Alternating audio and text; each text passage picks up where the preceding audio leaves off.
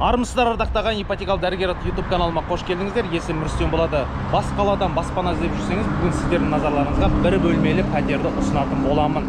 Жалпы оған кейінірек тоқталатын боламын. Ауданы, бағасы қандай, оның барлығын тілге тиек ететін боламыз.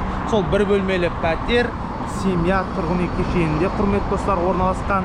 Қазір сіздерге осы семья тұрғын үй кешені жайлы айтып берейін. Жалпы бұл нысанды BI Group компаниясы салған, 2017-2021 жылдары қолданысқа берілген. Құрметті достар, өздеріңіз ЖК семьяның келбетіне қарап тұрсаңыздар, қараңыздаршы, міне бір ерекше стильмен жасалынған, қараңыздар.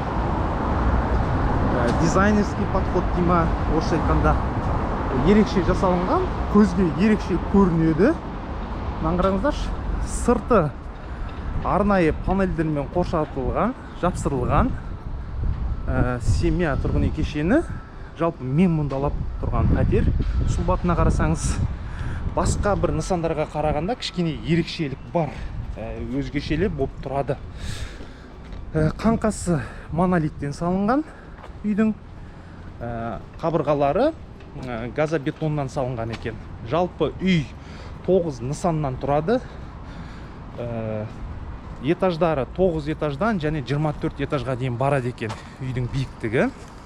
Жаңа мен ұсынатын бір бөлмелі пәтер 9 этаждық үйдің 3-ші этажында орналасқан. Оны кейін сіздерге барлығын көрсететін боламын. Міне ЖК семья. Қазақша жетия, орысша семья. Міне қараңыздаршы, қандай керемет. Өзгешелеу болып жасалынғанда мынау. Басқа үйлерге қарасаңыздар, мысалы 4 бұрышты бір стандартты ғой. Мысалы, мына үй кәдімгідей керемет жасалынған. Енді орналасқан жеріне тоқталатын болсақ, Тәуелсіздік көшесі, Шарль де Голль көшелерінің қиылысында орналасқан. Нұр-Сұлтан қаласы, Алматы ауданы. Яғни мектеп бар қасында, яғни Күйшежина және Петрова көшелерінде 28-ші, 50-ші лицей мектептері бар. Балабақшалары да бар қасында. Сонымен қатар бұл жерде бір кереметі жаңағы жастар сарайы бар. Бұл үйдің маңында. Мына қараңыздар, ЖК семья, құрметті достар. Керемет ЖК орналасқан жерде керемет. Жалпы Ақбұлақ районы өте керемет райондардың бірі болып саналады. Тәуелсіздік 21/3, 21/4, 5 деп бөліне береді. Негізгі заңды мекен жайы. Не қараңыздар. Қазір балалар ойын алаңын көрсететін боламын. Онан кейін арнайы жаңа подъезге кіріп, подъезді көрсететін боламын. Онан кейін бір қабатта қанша пәтер бар, оны да айтатын боламын. Ең соңында жаңағы бір бөлмелі пәтерді толық сіздерге түсіріп беретін боламын, құрметті достар. Міне қараңыздар. Двор, яғни алаң, жабық алаң. Ешқандай машиналар кірмейді. Бұнда бөтен машиналар. Үйдің астында паркинг орналасқан. 2 этаждық паркинг, құрметті достар. Үйдің сыртынан да кез келген жағынан кіре беруге болады подъезге. Не, арнайы мынандай қоршаумен қоршалған. Ешкім бөтен адамдар кіре алмайды бұл жерге. Міне. Қазір осы балалар алаңын сіздерге толық көрсететін боламын. Ақтағайын, дәл қазір мен семья тұрғын үй кешенінің балалар ойын алаңында тұрмын. Қазір сіздерге толыққанды ойын алаңын көрсететін боламын. Қараңыздар, қандай керемет жасалған, жабдықталған арнайы футбол алаңдары бар. Мен басында айтып өттім ғой, семья тұрғын үй кешені 9 нысаннан тұрады, яғни 9 блоктан тұрады. Бір ерекшелігі 9 блок бөлінбеген. Яғни балалар ойын алаңы жалпыға ортақ. Балаңыз анда бар ойнаса да болады, мында келіп ойнаса да болады, футбол ойнаса да болады. Қазір мынаның ар жағын көрсетем. Яғни жаттығу алаңдары, арнайы жаңағындай спорт бөлімшелері бар. И балалар ойын алаңының кереметтігі соншалықты. Қараңыздаршы, мынандай мүсіндері жасалып, тамсанып тұрған. Қазір құрметті достар, сіздерге толық көрсететін боламын. Балалар ойын алаңы қалай жабдықталған, нелер бар деген сияқты. Мынандай арнайы жаңағындай шахталар бүйтіп сәнделіп жасалған екен. Онан кейін бір ерекшелігі мынандай төсеніштер төселгенде, қараңыздаршы. Балаңыз құласа да, сүрінсе де бір жерде ауырмайды. Міне керемет жасалынған. Міне қараңыздар. Балалар ойын алаңы. Мына жақта арнайы міне жаттығу нелері бар, тренажерлары бар. Оның бір ерекшелігі, мен не үшін оны айтып отырмын? Жаттығу тренажерлары төбесі жабылған міне. Қыстың күні де, жаздың күні де, жаңбырлы күндерде де спорт жақсы көретін болсаңыз, спортпен айналыссаңыз да болады. Міне қараңыздар, қандай керемет. Мына жақта да міне балалар ойын алаңы бар, кең. Міне ана жерде арнайы үлкендерге арналған беседка бар. Өздеріңіз жұмыстан кейін кешке келіп жаңағы шаршасаңыз, балаларыңызды мына жаққа жіберіп қойып, өздеріңіз демалып, бала-шағаларыңызды қарап отырсаңыздар да болады. Мынандай бір ерекше нелері бар. Тарзанкалар деймін, мына не дейді. Көріңізші, қараңыз. Қандай керемет, мына жақтағы нысандарда да міне арнайы беседкалар бар. Яғни әр нысанның ауласына кіріп, жаңағы бала-шағаңызбен ойнасаңыз да, өзіңіз қыдырып жүрсеңіз де, барлығы шектеу жоқ, жүре бересіз. Алаңша түгел жабық, ешқандай автокөліктер кірмейді, тек қана спецмашиналар ғана кіреді. Міне қараңыз, қандай керемет жасалынған. Кішігірім бір саябақта жүрген сияқты боласыз. Қандай бір мүсіндері, жалпы дизайн, архитектурасы маған өте қатты ұнады. Семья тұрғын үй кешенінің мынандай өсімдіктер, көрдіңіз бе? Осындай жап-жасыл өсіп тұрған алаңда керемет. Мына жақтарында да көрдіңіздер ме? Міне. Қазір сіздерге осының барлығын түгел көрсететін боламын.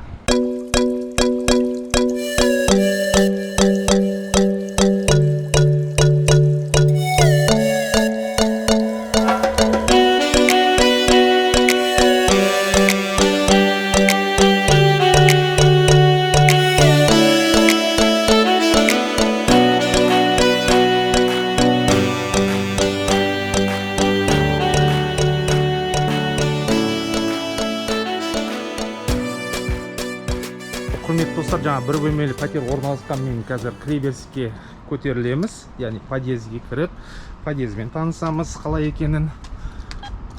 21/5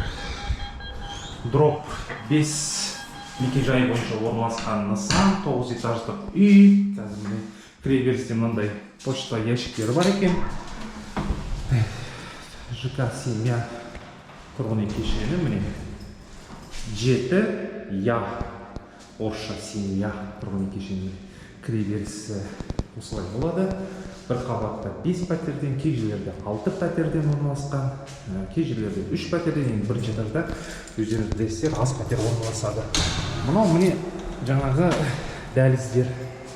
Енді баспалдақпен көтеріліп кетесіздер жоғарыға қарай, немесе былай қарай паркингке түссеңіз болады.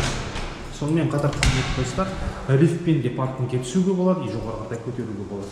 Қараңыздаршы, қандай да подъездері өте керемет, таза, жақсы. Міне лифттары дыбыссыз, бесшумный, сенсорный барлығы. Мына қараңыздар, не көрдіңіздер ме? Опа, сенсорный лифт, өте жылдам лифттары. Қазір естисіздер өздеріңіз бұл. Міне, дыбысы жоқ, көрдіңіз ба? Кейбір үйлерде болады, салдыр-гүлдер етіп әйтеуір. Міне, жаңа біздің бір бөлмелі пәтер 3-ші қабатта орналасқан. Міне біз 3-ші қабатқа көтерілдік. Бір қабатта 5 пәтер бар, құрметті достар. Міне 1, 2, 3, 4, 5 пәтер. Енді міне кіреберіс осылай. Қазір пәтердің ішіне кіріп, жалпы түгел ауданымен сіздерді таныстыратын боламын. Әзірге мына қараңыздар, дәліздерім міне. Лестничный площадка дейді ма, қалай дейді мұны орысша? Қатты таза. Қараңыздаршы, мында терезелері ашылады екен. Өзінің арнайы қорғаныс нелері бар. Керемет жасалынған да. Көп азаматтар мына жерлерде жаңа көп үйлерде болса темекі тартпастайды. Қалдықтар тұрады. Сізге тазалық жағынан көрсетіп отырмын да. Өзім тазалықты қатты жақсы көремін. Көрдіңіздер? Қараңыздаршы, бір ұнағанда ашып, желдетіп қоюға да болады.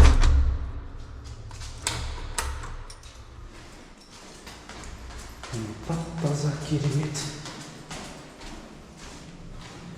Міне, құрметті достар, қазір пәтердің ішіне кіріп, бір бөлмелі пәтер бағасы қанша, кімге хабарласу керек, жалпы ауданы қандай, бөлмелердің орналасқаны қалай, соның бәрін сіздерге көрсететін боламын, бірге болыңыздар. Достар, жаңа 3-ші этаждағы бір бөлмелі пәтер, міне 362, есігі Биайгүл компаниясының өзі қойып берген стандартты есіктері, есіктер салмақты, жақсы, качествосы да жақсы.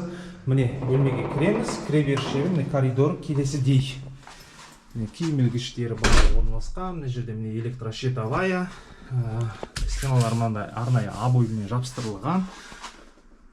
Міне өздеріңіз көріп тұрсыздар да. Енді қараңыздар, кіре салған кезде мына жақта тұрғын үй бөлмесі. Бір бөлмелі пәтер бұл, құрметті достар, 14 шаршы метрдан құралады. Мына бүткіл мебель, техника түгел қалады. Осы пәтермен бірге сатылады. Телевизор барлығы. Келесідей люстра, бөлмелер мынандай обоймен жапсырылған. Полдары ламинат, құрметті достар. Міне бұл тұрғын үй бөлмесі. Мынау жаңағы бағана кіреберіс да. Енді кіреберістен мысалы сол жаққа қаратай жүретін болсақ, мынау жаңағы әжетханасы. Совмещенный деп аталады бұны. Міне ваннасы келесідей, міне туалеті, міне келесідей әжетханасы, құрметті достар. Жалпы пәтер бойынша қазір мен нөмір телефон қалдырам, кімге хабарласу керек. Бағасы қолжетімді, ипотекаға да болады, документтері барлығы заңды, өзім тексердім. Мынау кухня ас бөлмесі 8 шаршы метрді құрайды. Мына техникасы, мына түгел мебель барлығы қалады. Енді кухнядан арнайы мынандай кішігірім балконы бар. Енді бұл үйде адам тұрып жатыр, құрметті достар. Балконы прямо дворға қарайды, көрдіңіздер да? Дворды балаңызды жіберіп қарап отырсаңыз болады. Енді қазақ болғаннан кейін балконда міндетті түрде затқа толып тұрады. Ары қаратай кеттік, құрметті достар. Міне кухня келесідей, коридор. Енді ремонт орташа. Мындай кішкене жыртықтары бар. Коридор, холодильник орналасқан. Міне, құрметті достар, мынау бағанағы мен айтқан бір бөлмелі пәтер. Қазір осы видеоның астына нөмір телефонды қалдырамын, сол кісіге хабарласыңыздар. Ипотекалық дәрігерден десеңіздер, тағы да скидкасын жасап береді. Жалпы пәтердің бағасын өзі сіздерге айтады. Ипотекаға да болады, наличка алсаңыздар да болады. Құрметті достар, жалпы тұрғын үй кешенін толық көрсеттім. Сатылатын бір бөлмелі пәтер осы. Хабарласыңыздар, бас қаладан баспана алғыларыңыз келсе. Менімен бірге болыңыздар, менің YouTube каналыма жазылыңыздар. Сау, саламат.